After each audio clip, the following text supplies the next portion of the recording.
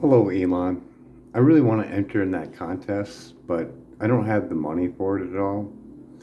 I've been waiting on Social Security for a very long time. I have a lot of problems. L4, L5. I need L3 fused. I have osteoporosis. I just had 9 teeth removed, but I really, really want to have an opportunity to make that post.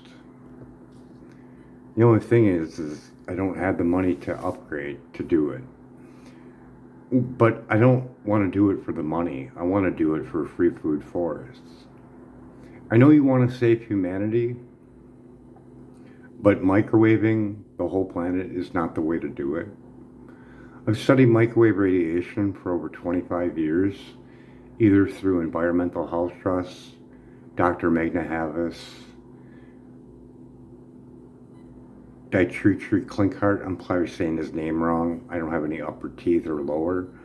Um, Bioinitiative report, um, the Environmental Health Trust versus the FCC, one where they lost in court. Dr. Deborah Davis from Environmental Health Trust, the president, she's a lot like you. She thought that there was no problem with cell phones until she started looking into it. Children take up to 10 times more microwave radiation. This stuff is all science that can be tested anywhere in the world at any given time. Dr. Dr.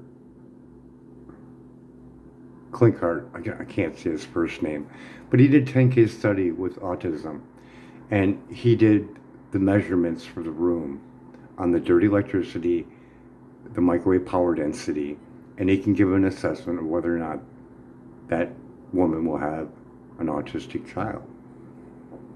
And then you also have Martin Paul work on EMF, the major cause of autism. And then you also have the two PubMed pages, uh, EMF, the major cause of autism, plausible link, part 1 and 2. And then, it's just smoke and mirrors everywhere. With the Tylenol thing being put out by Harvard, and I, I like this scientific method. I pissed off my science teacher quite a bit because the scientific method is flawed. It only works when you imply the right variables. So when you look at just Tylenol and don't bother looking at what her body voltage was, what the power density of the microwave radiation was, and with Fast Track being rolled out, it's 1 every 165 feet. I don't know if you know this, but that 1997 safety guideline was based on the 1980 rat study where they only look at thermal heat. When you see that test, even you would look at that and say that that's not science. To microwave an animal to the point where they can't push a food lever for food, even though that they are starving, and dividing it by 50 and dividing it by 10 for the general public, no. Dr. Samuel Milham, the author of Dirty Electricity, maps this out. I know you could read that book fairly quickly. And he's 92 years old. If anybody has a show, it'd be really great to get him on. He's got plenty of videos up there. Very, very well uh, in depth on his work, especially the school. Look at the school and the cancers that he found with that. And that was just blue light and dirty electricity. Maybe a couple cell phone towers in the area. But with a Safe and Sound Pro meter, you can test for this. I know you know Environmental Health Trust. She was on the shareholder meeting for Tesla. She's a very intelligent woman. And even before she even created Environmental Health Trust, she thought it was crazy when someone told her that there was a problem with cell phones. She was snarky. She said, if there was a problem with cell phones, I would know about it because I know everything that's important in science. And she even says this in her lecture, pretty much the same way. So if you get a chance, go to About page, go RF exposure of your phone. You can't even touch it. Now, if you want to really know about microwaves, because I know you said a lot of things on Joe Rogan about radiation is everywhere, but there is a thing called non-native EMF. And when you look at Dr. Robert Brown, which he is a radiologist specialist, he breaks it down in 7 minutes. 7 minutes. That isn't too long. And you can see it's 10,000 at the window and 700 at the bed. And when you look at the distance of where that tower is, with 5G and the fast track, they can put it right next to your house. Samuel Milham explains that we are electrical chemical being. All these things have a cause and effect on us. Jose Delgado, the scientist that put the implants inside that bull's brain, he even states that he no longer needs to do it that way. He can do it with microwaves. And if you look at John C. Lilly, the Lilly wave, I believe John C. Lilly wave and dirty electricity are one and the same almost. To electrically stimulate an animal to keep going and doing it over and over again. And with the dopamine hits, whether it be Facebook or X or wherever, it's damaging.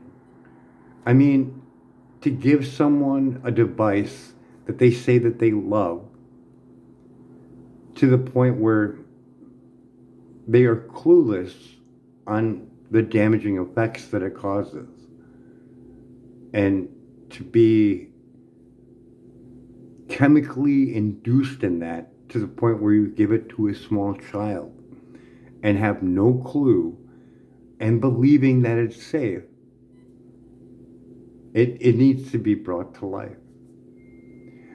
I was going to make a video kind of like, Forrest Gump, intelligent is what intelligent does, but microwaving the whole planet with all this cell towers and self-driving cars, you can go see tests on people testing with a Safe and Sound Pro meter, testing the cars that are going by. Look at the homeless on what they endure through the day and whether or not they still have mercury fillings in. There's a PubMed page on the mercury release from tooth fillings, and that was only 20 minutes from a router to a laptop. Mercury causes a lot of problems. I would use that money to make a free food forest for the homeless. It'd be great. They've been living in tents right now for quite some time.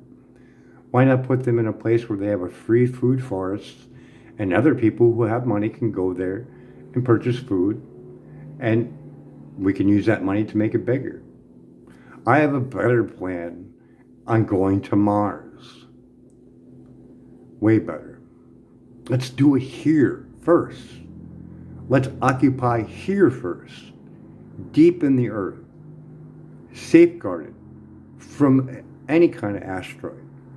You could make it like that ship. You could coat it with your heat shielding tiles, the whole thing, and make it like an atrium. What do you think of that? And your rockets are still not null and void. They can be used to transport people down there as quickly as possible if an evacuation needed to be done. So you could just imagine a whole civilization underground like an atrium.